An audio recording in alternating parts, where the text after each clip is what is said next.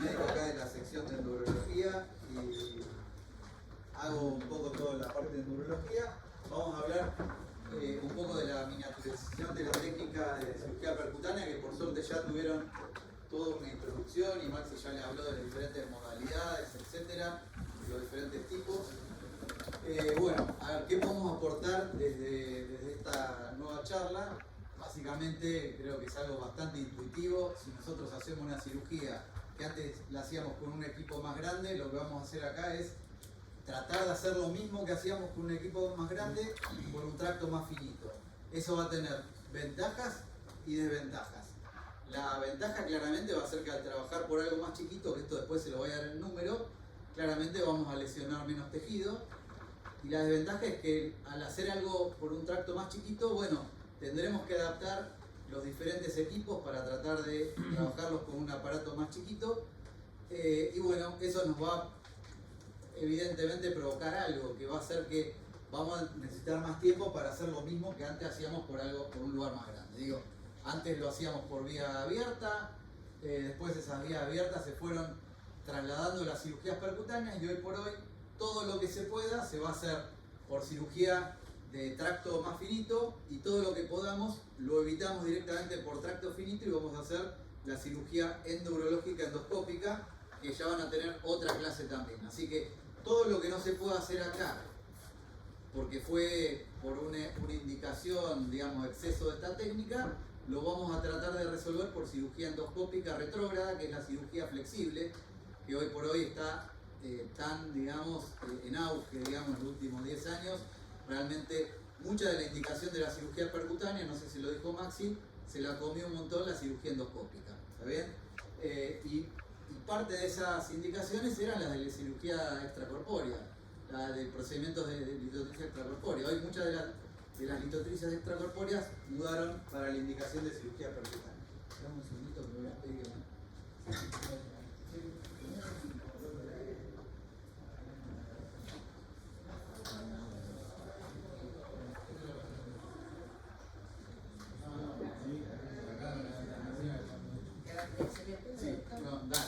Entonces, tenemos que las técnicas evolucionan siempre para una mínima invasividad, una rápida recuperación y tratando de copiar lo que hacíamos antes, que era una tasa libre de cálculos elevada.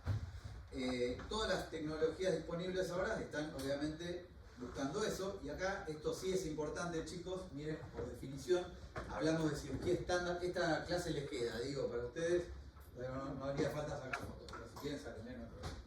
La cirugía estándar o la nefrolitotricia percutánea estándar es cualquier cirugía que uno haga con un tracto mayor o igual a 24 French. Por lo cual, por defecto, todo lo que hagamos por debajo de 22, inclusive 22, es lo que por definición llamamos mini-PERC. Ahora, dentro del mini-PERC hay una gran bolsa de gato con diferentes endoscopios, diferentes modificaciones de la técnica, pero que se trataron de encuadrar o de clasificar y de alguna manera llamamos, ¿sí? La mini-PERC estándar es cualquier tracto hasta los 12 French. ¿Está bien? De ahí para arriba, mini-PERC, ¿sí? Después, tenemos lo que llamamos ultra mini-PERC, que es de 12 a 9,5 French. Y por debajo de eso tenemos otra cosa que se llama micro-nano-PERC. Esto que está acá, ¿sí? La micro-nano-PERC es una aguja que punza directamente en la zona donde está el riñón, y a esa aguja entramos una fibra óptica que tiene una cámara, en paralelo pasamos una fibra de láser muy finita, todo conectado con un conector especial, y ahí lo único que hacemos sería como, imagínense, una litotricia extracorpórea, intracorpórea con láser, rompemos y nos vamos, pero eso no lava, no hace nada, es entrar y romper con el láser lo más chiquito que podamos e irnos. Ahora, lo que son endoscopios estándar de fabricación industrial típicos son estos. La mini-PERC y la ultra mini-PERC. Y ahí dentro de de la mayor miniaturización posible, que sería lo que damos la máxima de jugo a estas técnicas de mini percutánea, tenemos estos dos, ¿sí? Los que están alrededor de los 10 French. Sabemos que cualquier miniaturización en estas técnicas, como ya van a ver en los estudios, van a generar una menor lesión de tejido, y esto va a generar obviamente una menor caída del hematocrito, ¿sí? Por lo cual eso va a ser la principal ventaja de esto, menor lesión del riñón. Necesitamos, por ejemplo, que un paciente que tiene, no sé, una cistinuria, que a lo largo de su vida quizás requiera 10, 15 cirugías, y la verdad que cuanto menos lastimoso ese riñón va a ser mejor, ¿está? Acá tienen algunas imágenes para iconografiar esto que les digo. Esto es de una marca, pero hay de otras. Fíjense, miren la diferencia entre un nefroscopio estándar, un nefroscopio de mini-PERC y uno de ultra mini-PERC. Y bastante diferencia. Miren esta imagen y esta acá. Esto es lo anterior en los endoscopios y estas son las vainas que vamos a utilizar para poder hacer el acceso. En general, esto hay una gran diferencia con la cirugía estándar. No sé si Maxi le explicó la parte de la realización del tracto de entrada. ¿Le explicó la punción, la utilización de vainas de Amplatz? ¿Le explicó Maxi o no? ¿Eso es un no? Bueno, generalmente para la cirugía percutánea un paso recontra importante es el acceso. O sea, yo estoy afuera del paciente, tengo que entrar al riñón y tengo que tener un tracto establecido y estable para poder entrar y salir un montón de veces. Bueno, eso en la cirugía percutánea estándar lo hacemos con esto que son los dilatadores de Amplatz. Esto que está acá. ¿Lo vieron esto, chicos? Seguro que sí, ¿no? Sí. Bueno, perfecto.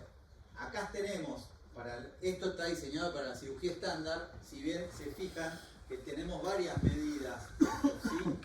Bueno, el tracto estándar, una vez localizado, uno va a dejar colocado esta vaina, que es la vaina, famosa vaina de Amplatz. Después hay otra de metal que es la vaina de Alken. Esa vaina de plástico o de metal genera, digamos, un espacio realizado por nosotros entre el afuera y el adentro, previa a la dilatación, ¿sí? Fíjense, en la cirugía estándar estamos acá y en la cirugía de ultra mini PERC estamos acá.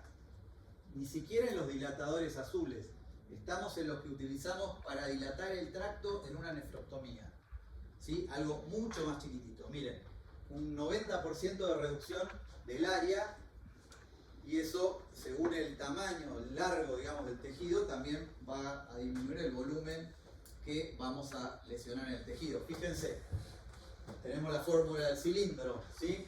Fíjense, en un cilindro de tejido en el cual nosotros hacemos una cirugía estándar, lesionamos aproximadamente entre 14 y 15 centímetros cúbicos de tejido renal. Y fíjense acá, en una cirugía de ultra mini percutánea, tenemos una reducción del casi 90%, 1,56 centímetros cúbicos, un montón.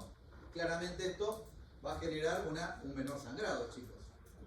Entonces, las ventajas en general, menor lesión de tejidos, aledaños, no solamente el riñón, sino todo el tracto, ¿sí? Menor invasividad, menor sangrado, menor índice de transfusiones, menor tasa de fístulas arteriovenosas, menor dolor, menor estadía postoperatoria, menor tiempo de radioscopía, no es un tema menor esto para una persona que, para los urólogos que se dedican a hacer andrología y que usan muchos rayos, bueno, la radiación, ¿ya lo vieron la clase? No sé si tuvieron hoy la clase de radioprotección, bueno, ya la van a tener. La radiación tiene como dos grandes efectos. Uno es dosis dependiente y es acumulativa, que cuanto más nos expongamos los rayos, más probabilidad de que esos rayos generen una lesión en el ADN que nos puedan generar a nosotros o al paciente una enfermedad, ¿está? Ese es el efecto de radioacumulación. Pero después hay un efecto estocástico, que es aleatorio, es que una mínima radiación puede generar una lesión, digamos, muy importante a nivel de un ADN que va a codificar justo para generar un cáncer, ¿está bien? Entonces, con respecto al efecto estocástico no podemos hacer nada, pero sí con el efecto, digamos, acumulativo. Entonces, cuanto menos radiación absorbamos, va a ser mejor. También sabemos que al generar menor sangrado, vamos a tener más posibilidades de generar una cirugía sin doble J y sin nefrostomía. En general, los principios generales, estamos viendo, miren, la cirugía percutánea mínimamente invasivo se ubica justo acá en el medio. ¿De qué? ¿En el medio de qué? De la cirugía percutánea estándar, de la cirugía intrarrenal retrógrada y de la litotricia extracorpórea. cumple un rol en determinados casos, que ya vamos a ver cuáles son los más adecuados. Entonces, vemos que es una alternativa a la cirugía percutánea estándar. Sí, ok. Ahora, para la cirugía percutánea estándar, ¿qué método de litotricia van a usar, chicos? ¿Qué se les ocurre? ¿Qué se te ocurre? Perfecto. ¿Sabes cuánto sale un neumático? Más o menos $1000. Ahora, para esta cirugía, que tenés que miniaturizar todo, ¿qué pensás? ¿Qué tipo de litotricia vas a tener? ¿Cuánto sale el láser el más barato? 30 a 40 mil. Mirá lo que se te... 40 veces más de costo mínimo para usar esta técnica. Digo, para empezar, ¿no? Amortizable, se verá si no, porque seguro que se usa para otras cosas, pero ya de movida tenemos una limitación importante. Esto ya para empezar no lo podemos hacer en cualquier lado. Tenemos que tener un láser. ¿Qué otra cosa más? Bueno, vamos a tener que tener un endoscopio. Ahora, el costo del endoscopio mini percutáneo, ¿cuánto piensan que si lo comparamos con el estándar? Decime, ¿vos qué se te ocurre? Bueno, depende. La mejor respuesta es depende de la marca. Si fuera, por ejemplo, la marca alemana estándar, los precios son similares. Lo que pasa es que cuanto más finito, más frágil. Entonces, si te rompe el chiquitito, vas a gastar lo mismo que si te rompe el grande, que probablemente lo uses mucho más. ¿Está bien? Digo, eso no es un tema menor.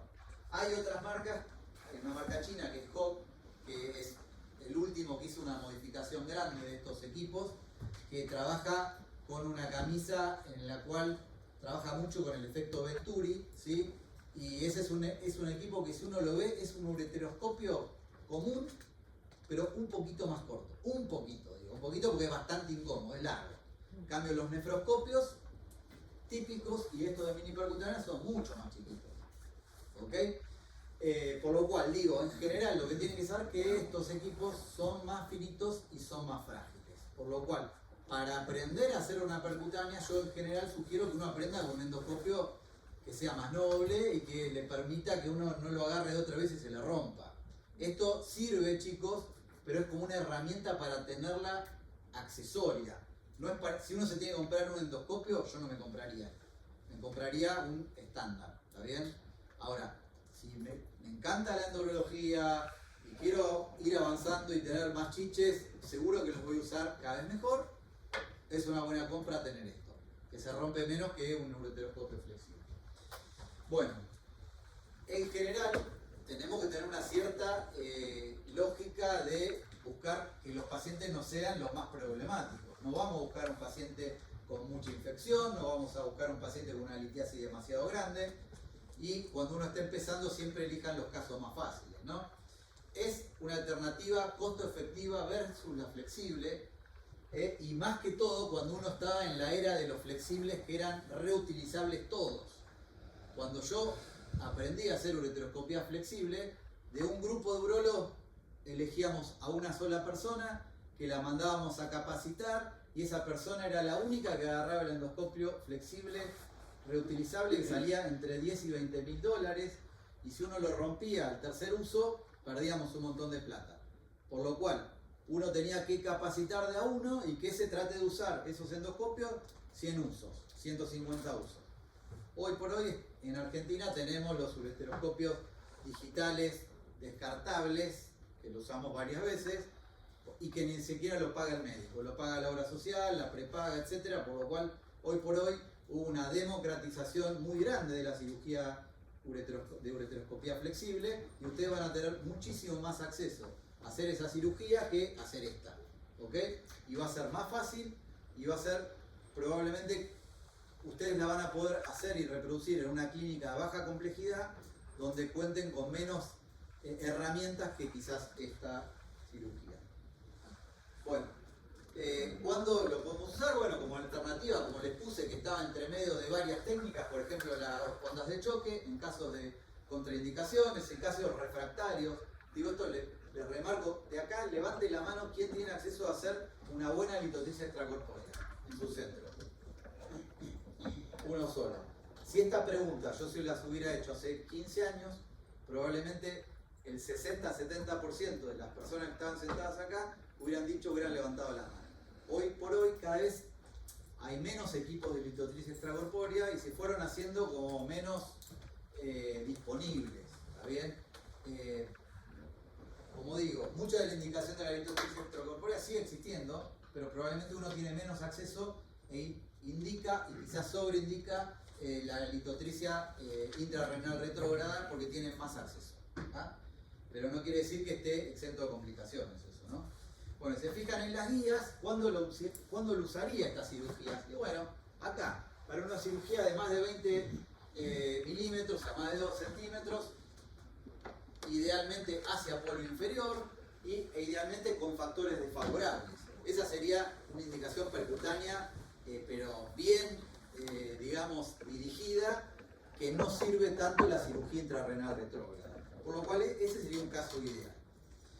En las guías europeas también da algo similar, para cálculos entre 10 y 20 milímetros, desfavorables. Si alguien preguntó algo, no. Bueno. Y lo que sí habla es que en el mini-PERC tienen menor sangrado, pero con mayor tiempo quirúrgico. Eso es algo lógico y está bien, y es lo que dan los estudios.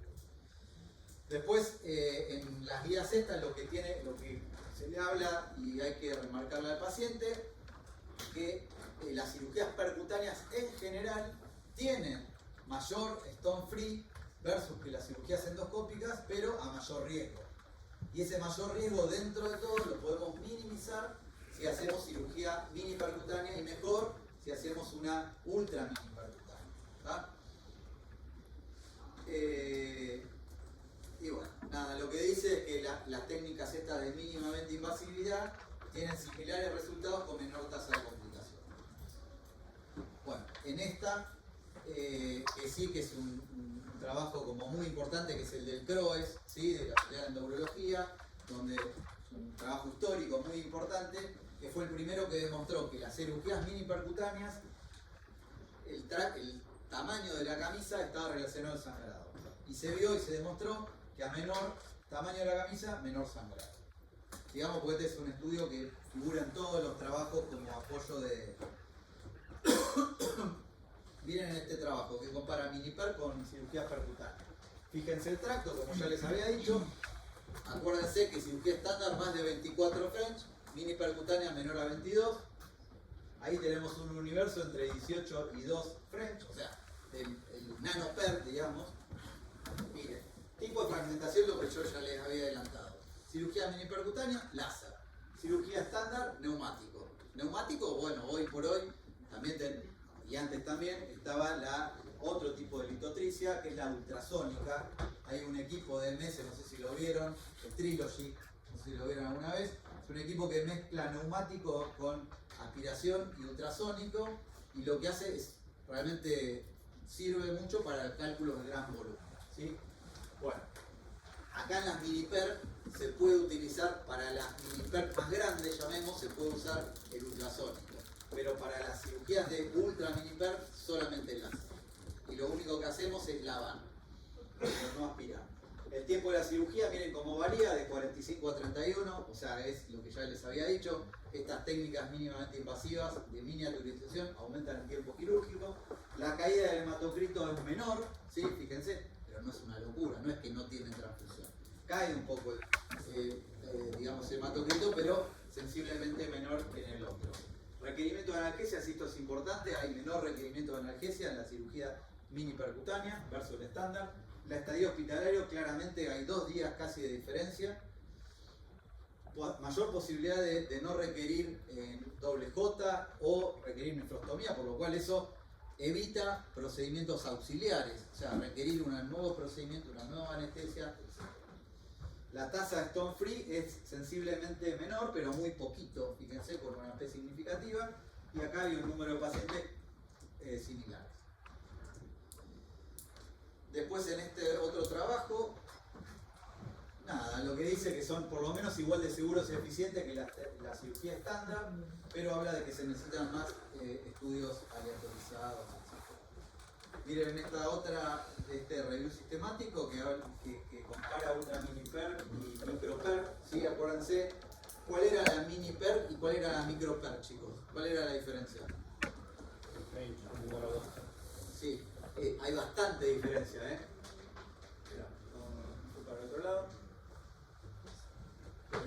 en este cuadro, quizás esto es este acá, ¿sí? La ultra mini PERC, recuerden, es algo bien finito, es como el dilatador de 10 que usan para hacer la nefrostomía. Y esto acá ni siquiera esto es una aguja. ¿Sí? Es una aguja que tiene 4 French. O sea, estamos comparando algo muy muy chiquitito con algo casi insignificante en ese trabajo. Acá.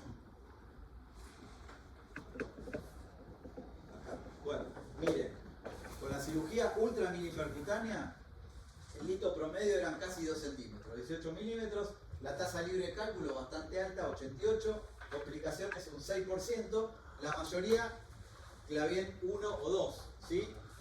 Y después, la micro PERC, bastante pacientes, 118 pacientes, litos un poquito menores, casi 14 milímetros, stone free bastante alto, o sea, con esa técnica recontra remini invasiva, tiene un stone free alto, casi 90%, pero con más índice de complicaciones. ¿Por qué? ¿Cuál sería la explicación de esto, chicos? ¿Cuál se les ocurre? Y fíjense, las complicaciones igual son menores, 1 y 2. El tiempo de trabajo, la presión de agua y la presión corporal. El tiempo de trabajo no tanto, pero sí la presión de agua. Acá estás metiendo todo por una aguja y casi que no sale nada para afuera. Entonces ahí hay más probabilidad de tener fiebre o de tener una infección urinaria complicada. Bueno, no hubo mortalidad, perforación de víscera o fístula arteriovenosa, ¿sí? Una transfusión y una conversión a mini PERC en ambas técnicas, ¿sí? O sea que la conversión no fue estándar, fue de micro PERC a mini PERC y de ultra mini PERC a mini PERC, ¿está bien? Bueno, en este que es un metaanálisis, fíjense que tenemos un stone free que es similar, ¿sí? Bueno, seguro y eficaz, se recomienda IPERC con mayor stone free en polo inferior, nada. Lo que dicen, a ver, si vamos a utilizar una técnica, ¿está bien?, que sirva para la percutánea, principalmente la ubicación ideal es el polo inferior, chicos. Porque acuérdense que ustedes cuando están trabajando con un ureteroscopio flexible, el lugar que más fácil se le ofrece, en el cual podemos hacer las técnicas nuevas de fans, etcétera, es pelvis, cáliz medio, cáliz superior. Ya trabajar en un cáliz inferior es difícil en una ureteroscopia flexible. De hecho, la mayor, digamos, de las dificultades es esa. Generalmente cuando hay algún problema uno trata de reposicionarlo o trabajar in situ. Pero muchas veces uno no llega bien y deja masa residual. Bueno, a ver este otro, también es un multicéntrico observacional, un PD900, compara, fíjense, litotriz extracorpórea, ureteroscopia flexible y percutánea mini y micropercutánea. Y dice, la mini percutánea tiene una tasa libre de cálculos, o sea, la que mayor tasa libre de cálculos tiene con un 88,8. Bueno, es lógico porque fíjense con lo que está comparando, ¿no? Lo compara con la litotriz extracorpórea, que es un 70%, y con la RIRS, que depende del lugar, ¿está bien? Realmente, la RIRS, las stone free mayores van a depender de cálculos más chicos y de ubicaciones, como les dije, polo superior, cáliz medio o pelvis renal. Y bueno, las complicaciones que hubo fueron Clavien 1 y 2, o sea, la mayoría de las mini PERC no fueron complicaciones graves. Con respecto al método, si esto es importante, en general, esta cirugía, si bien se puede hacer en decúbito prono, realmente le podemos sacar mucho más provecho cuando utilizamos decúbito supino, la posición intermedia de Valdivia Uría modificada con Galdacao. Esto me va a permitir un acceso retrógrado, endoscópico y percutáneo anterógrado, ¿sí? Fíjense como tenemos una exposición del área genital y del flanco, ¿sí? Son dos pacientes diferentes.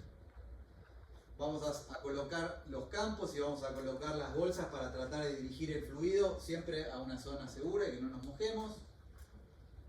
Vamos a hacer el acceso endoscópico retrógrado siempre por la uretra. Se entra adentro del uréter y se deja colocado o una vaina si es que vamos a hacer un procedimiento combinado, o le dejamos un open end grueso dentro de la pelvis renal. Si vamos a hacer una cirugía percutánea solamente y no una cirugía combinada, es importante que el open end que dejemos dentro de la pelvis renal siempre esté funcionando y permeable. Para evitar las complicaciones, que bien dijo su amigo, cuando yo hago un acceso percutáneo, meto líquidos del riñón, ese líquido tiene que salir o por abajo, a través de la vaina que está en el uréter y sale hacia afuera por la uretra, o por una distancia, por un tamaño mínimo que tiene que haber entre la camisa externa y el endoscopio en el acceso percutáneo. Ese tamaño mínimo que tiene que haber, tiene que ser de 2 a 3 French, ¿sí? Para que entre el endoscopio y la vaina pueda pasar y salir el líquido y la presión sea baja. ¿Cuál es la presión de trabajo ideal dentro del riñón, chicos? Para disminuir las complicaciones. 40. Muy bien, ¿40 qué? 40 milímetros de mercurio. No, está bien el 40, pero no son milímetros de mercurio. Son 40 centímetros de agua. ¿Y eso sabes a cuántos milímetros de mercurio equivale? A 29. ¿Está bien? Te hice a propósito de la repregunta porque siempre uno se confunde. Es una columna de 40 centímetros de agua, que equivale a 29 milímetros de mercurio. Nada que ver, mucho más chiquitito el mercurio, pues más pesado. Bueno, entonces se hace un acceso endoscópico y percutáneo, se hace una dilatación de ese trayecto y fíjense, como acá no se ve, pero es 10, ¿sí? Hacemos una dilatación que se puede hacer con los dilatadores faciales o no, y de hecho los dilatadores de los sets estos de cirugía mini percutánea tienen un dilatador de metal, ¿está bien? Que permite hacer la dilatación y sobre eso pasar directamente la vaina de metal. Y eso es lo que se llama dilatación en un paso, one shot. En este caso yo, por un tema, digamos, de docente, les estoy explicando que uno podría hacer una dilatación, pasar un doble lumen y pasar 2 guías. ¿Por qué les digo eso? Porque si uno trabaja con los equipos más finitos, no pasa el endoscopio y la guía por dentro de la vaina. Entonces uno tiene que trabajar directamente sin guía dentro de la vaina, que es lo estándar que utilizamos en cirugía percutánea estándar, ¿sí? Entonces, ¿qué hacemos? Pasamos 2 guías, me quedan las 2 guías dentro de la vía urinaria y por una de las guías paso ese dilatador de metal y la camisa esa de metal. Y me queda una guía por fuera de esa dilatación, por la duda, por si pierdo el trayecto. ¿Está? Bueno, ahí tenemos un paciente que estamos usando ya el dilatador facial de metal y la camisa de metal y lo introducimos dentro de la vía urinaria. ¿Sí? Acá es una función perfecta, que no es que siempre sale así.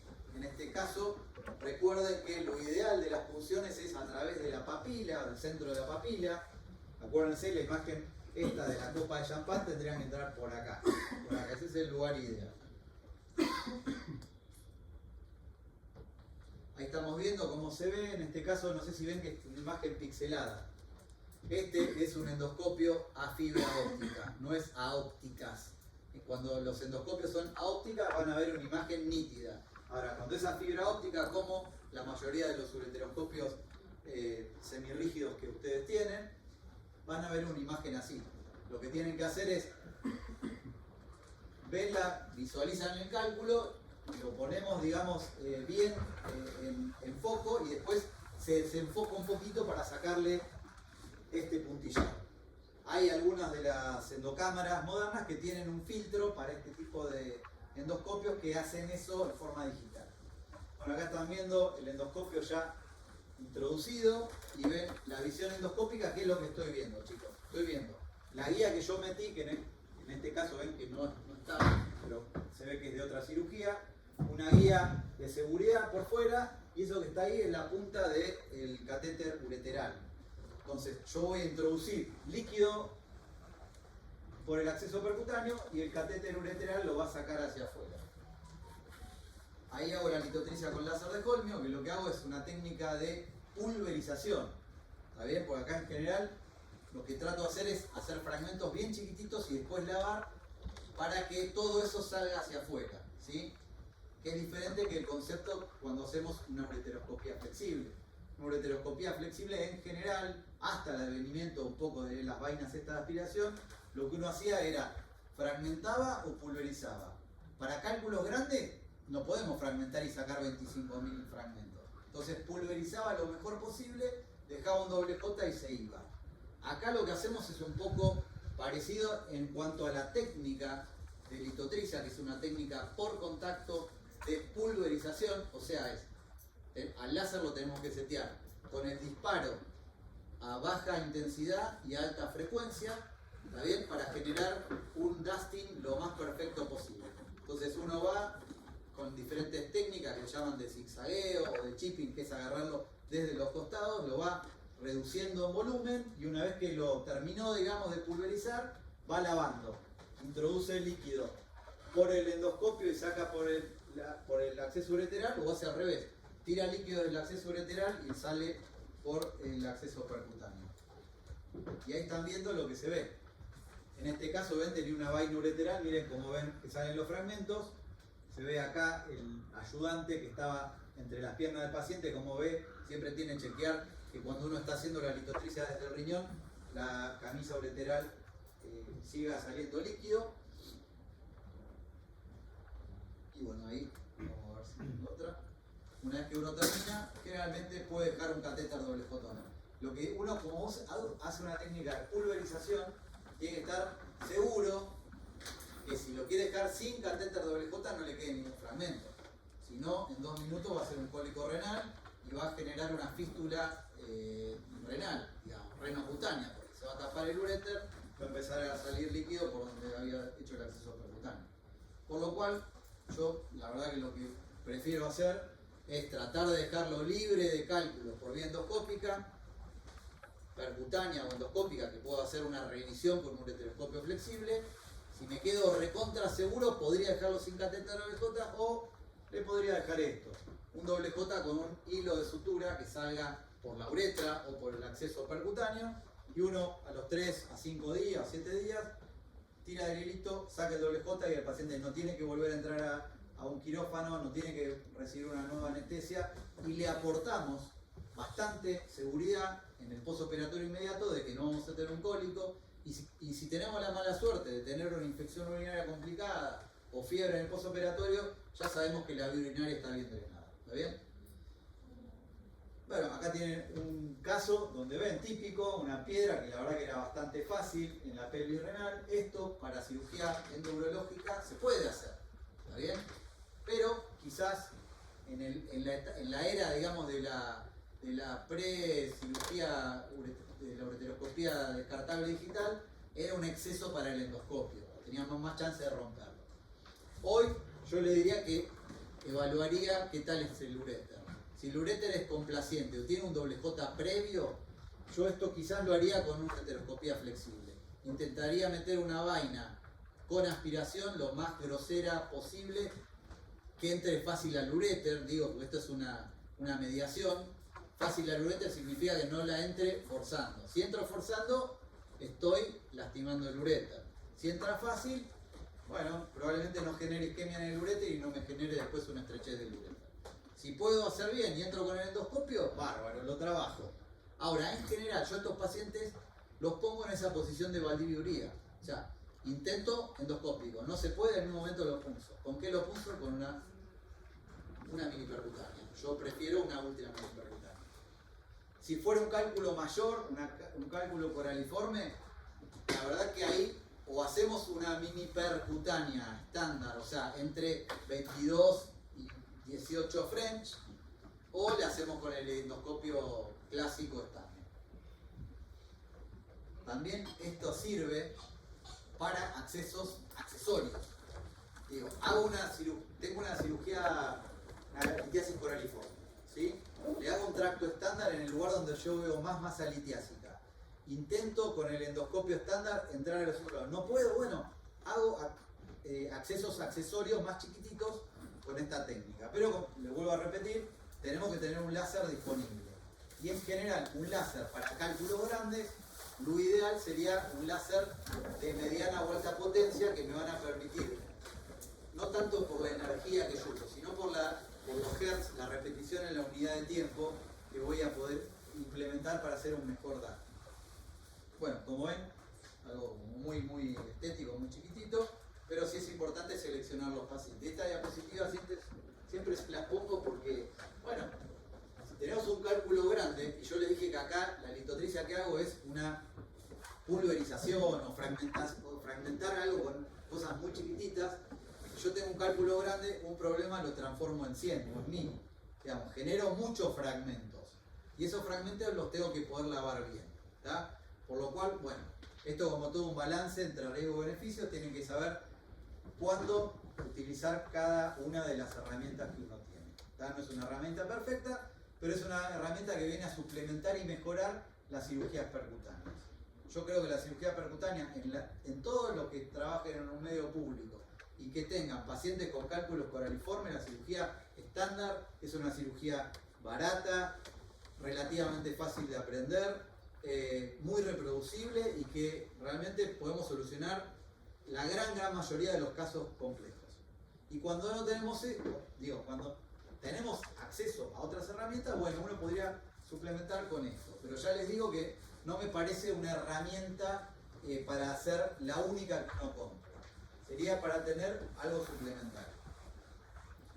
Bueno, ahí tienen algunos casos típicos que sirven para esta cirugía o para una cirugía. Digo esto porque esta también es un caso típico para una flexible también. Y esto también es una piedra un poquito más grande, pero se podría hacer inflexible. Lo que le tenemos que decir a los pacientes cuando vienen con esto es lo siguiente. Bueno, si uno puede optar por cirugía endoscópica retrógrada, probablemente en etapa, para todos los estudios hechos para cálculos entre 15 y 20 milímetros para flexible, la tasa de cirugía es 1,56. O sea, no hay casi ningún paciente que con una sola cirugía solucionemos el problema. Nosotros le tenemos que decir que o le hacemos una cirugía endoscópica, probablemente en etapas, o le hagamos una cirugía percutánea, que probablemente sea en una cirugía, pero que tiene más riesgo de el acceso percutáneo. Eso es un poco la información que le tenemos que dar al paciente y un poco la que tienen que saber ustedes. La cirugía percutánea tiene más stone free, menos procedimientos, o sea, menos requerimiento de procedimientos accesorios, pero es más riesgosa. ¿Está bien? Y eso de más riesgosa, obviamente que depende de varios factores, dentro de los cuales, chicos, están ustedes. Si ustedes se van capacitando y sabiendo cuándo indicar una cirugía, cómo hacerla bien, los factores de riesgo que uno le puede dar al paciente van a ir disminuyendo. ¿Tá?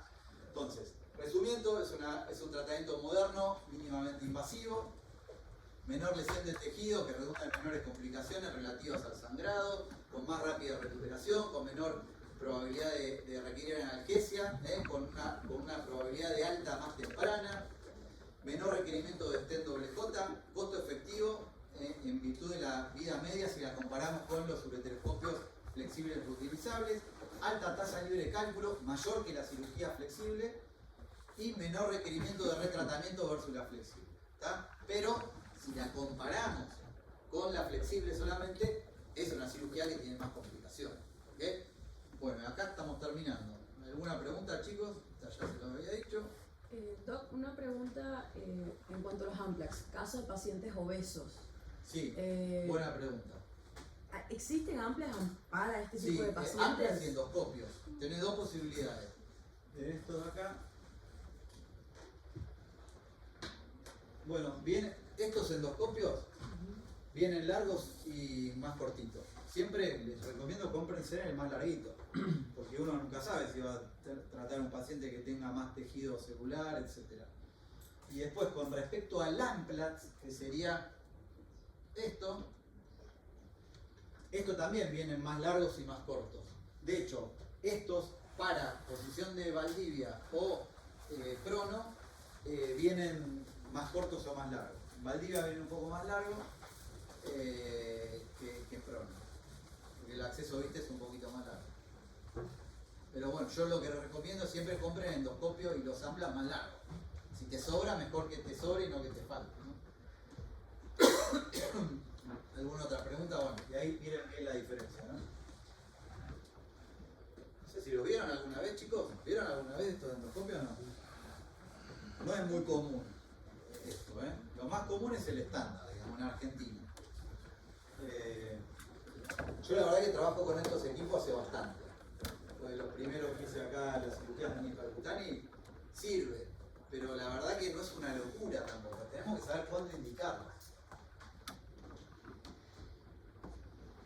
Bueno, con esto estamos terminando.